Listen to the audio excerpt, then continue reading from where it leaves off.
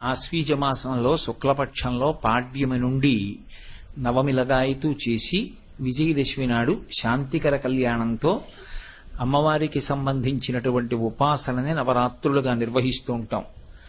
మనకి అనాదిగా వస్తున్నటువంటి ఆచారము ఇలా ఉండడానికి కారణమేమి అంటే, శారదా నవరాత్రుల కాలము ఏది ఉన్నదో అది ఒక సంవత్సరంగా కాలాన్ని ప్రమాణంగా తీసుకున్నప్పుడు ఈ సమయం బ్రహ్మముహూర్తం అవుతుంది. అంటే తెల్లవారుజాము వేళ తనంత తానుగా ఎలా పరమేశ్వరుని ఉపాసనకి అత్యంత యోగ్యమైన కాలమో, అలాగే శారదా నవరాత్రుల కాలం కూడా భగవంతుని యొక్క ఉపాసనకి, ప్రత్యేకించి పరదేవత యొక్క ఉపాసనకి అత్యంత యోగ్యమైన కాలము. ఎందుచేత అంటే శక్తి తమోగుణ రజోగుణాల వైపుకి వెళ్ళిపోయినట్టయితే దాని వలన మనిషి అభ్యున్నతి పథంలో నడవలేడు. తమోగుణ రజోగుణాల వైపుకి వెళ్లకుండా సత్వగుణం వైపుకి ప్రయాణం చేస్తే మనుష్య జన్మ యొక్క సార్థక్యాన్ని పొందడానికి అవకాశం ఉంటుంది. మనిషి జన్మ యొక్క ప్రధాన ప్రయోజనం ఏమి అంటే భగవంతుణ్ణి పొందడమే. అలా భగవంతుణ్ణి పొందుట లేదా పొందడానికి కావలసినటువంటి జన్మ పరంపర తరిగిపోవుట, చాలా జన్మలు ఎత్తవలసిన అవసరం లేకుండా కనీసం జన్మల సంఖ్య తక్కువ కావాలి అంటే ఆ ఉపాసనలో భగవంతుడు మనకి ఏ శక్తినిచ్చాడో ఆ శక్తి సత్వగుణంతో ఉపయోగపడాలి అంటే దానికి ప్రారంభంలో అమ్మవారి యొక్క ఉపాసన చేత రజోగుణ తమోగుణాలు నశిస్తాయి అని. అందుకే ఆవిడ మహిషాసుర మర్దనం చేస్తుంది. అటువంటి తల్లిని ఈ కాలమునందు ఉపాసన చేస్తే ఆవిడ యొక్క అనుగ్రహం విశేషంగా ప్రసరించేటటువంటి కాలం ఈ కాలము. ఎందుచేత అంటే మళ్ళీ అంటున్నాను ఇంకొకసారి, ఒక రోజులో తెల్లవారుజాము కాలం ఎలా భగవదుపాసనకి అత్యంత యోగ్యమైన కాలమో, కాలంలో సంవత్సరాన్ని ఒక ప్రమాణంగా తీసుకున్నప్పుడు, ఒక రోజుగా భావన చేసినప్పుడు తెల్లవారుజాము కాలం లాంటిదే శారదా నవరాత్రుల కాలం. అందుకే అది ఉపాసనకి అత్యంత యోగ్యమైన కాలం. భగవతి అపారమైనటువంటి కరుణామయి, రెండు అపారమైనటువంటి శక్తివంతురాలు. మీరు ఏ శక్తి పేరు చెప్పండి, ఆ శక్తులన్నీ ఏదో ఒక శక్తిలోంచి ఉత్పన్నమై ఉంటాయి. దానిని ఆదిశక్తి అని పిలుస్తారు. ఇప్పుడు ఈ మైక్ గట్టిగా మాట్లాడాలన్నా విద్యుత్ శక్తి ఉండాలి, దీపాలు వెలగాలన్నా విద్యుత్ శక్తి ఉండాలి, పంఖాలు తిరగాలన్నా విద్యుత్ శక్తి ఉండాలి. ఇన్నిటికీ ఆధారభూతమైనటువంటి ఆ శక్తి ఒకటి ఉంటే ఈ ఉపకరణములన్నీ పనిచేస్తాయి. అలాగే ఆ తల్లి యొక్క అనుగ్రహము ఈ శరీరమునందు ఉంటే ఇది అనేక రకములుగా పనిచేస్తుంటుంది. అసలు దీనికి ఆకలేస్తోంది, ఇందులో పదార్థం అయిపోయింది కాబట్టి ఇంకా కొంత పదార్థం వెయ్యి అని చెప్పగలిగినటువంటి ప్రక్రియ ఒకటి నడవడం ఆరోగ్యం. అందుకే యాదేవి సర్వభూతేషు క్షుధారూపేణ సంస్థిత నమస్తస్యై నమస్తస్యై నమస్తస్యై నమో నమః.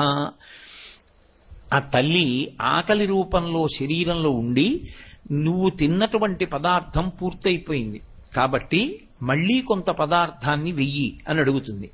వేసిన పదార్థాన్ని జీర్ణశక్తి అంటాం. జీర్ణం చెయ్యడానికి కావలసినటువంటి శక్తిగా ఆమెయే లోపల పొటమరిస్తుంది.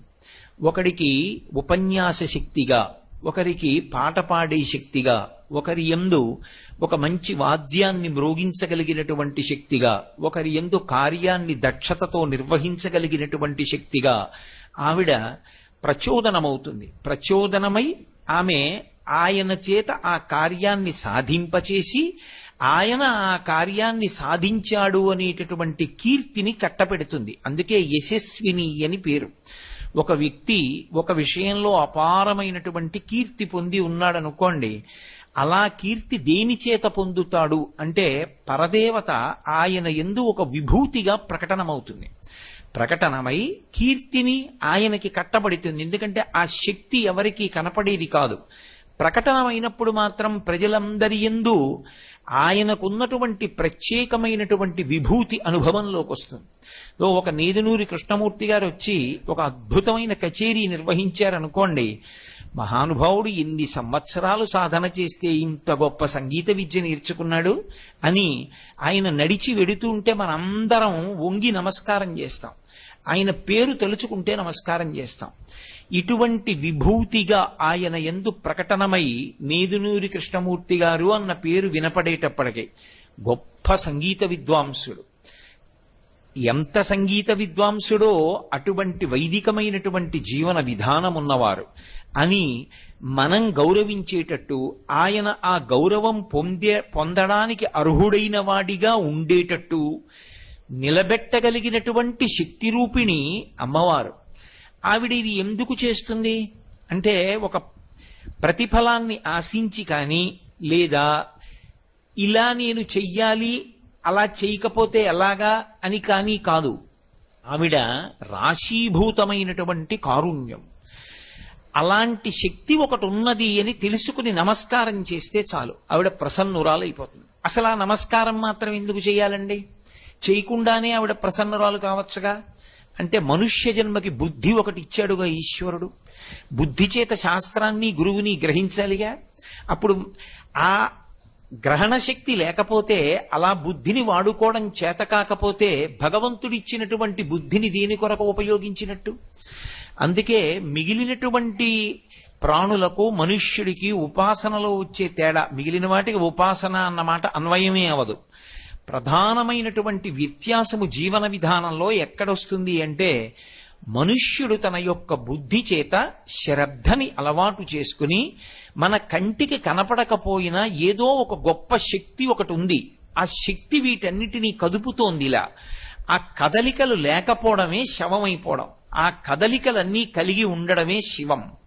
ఈ భూమి కదులుతోంది కాబట్టి ప్రాణిజాతం నిలబడింది, భూమి తన చుట్టూ తాను తిరుగుతూ. సూర్యుడు తిరుగుతున్నాడు కాబట్టి ఈ ప్రాణిజాతమంతా నిలబడింది. పుట్టినటువంటి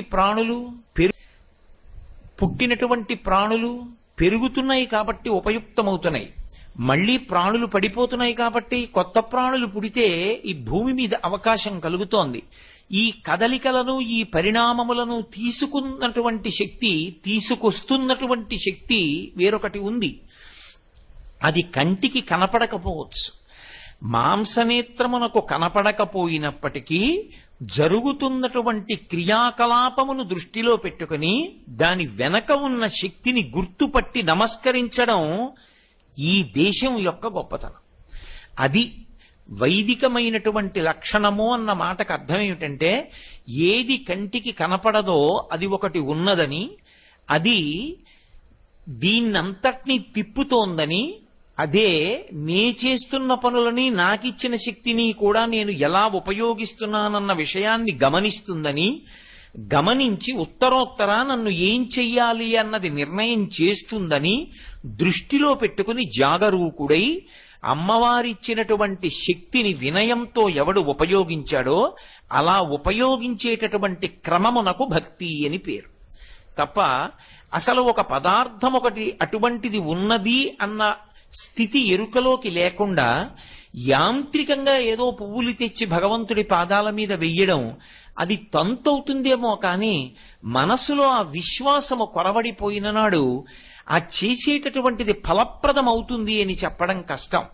అందుకే ఆ తల్లి ఒక్క నమస్కారం చేసి ఈ విషయాన్ని గుర్తెరిగినంత మాత్రం చేత అవతలవాణ్ణి కీర్తివంతుణ్ణి చెయ్యగలదు, అవతలవాణ్ణి అనుగ్రహించగలదు, అవతలవాణ్ణి పైకెత్తగలదు, అవతలవాణ్ణి పరమశివుడి చెంతకు చేర్చగలదు, ఈశ్వరుని యందు ఐక్యము చెయ్యగలదు, అథవా రావలసినటువంటి జన్మల యొక్క పరంపరని చాలా విశేషంగా తగ్గించగలదు. ఇన్ని చెయ్యగలిగినటువంటి తల్లి కనుక ఆమె పరమ కరుణామయి.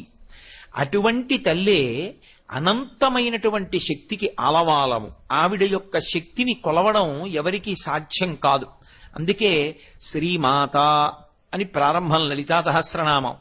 ఆవిడ శక్తి ఎంత అంటే కొలవడానికి ఇంకా ఏమీ ప్రమాణం ఉండదు లోకంలో.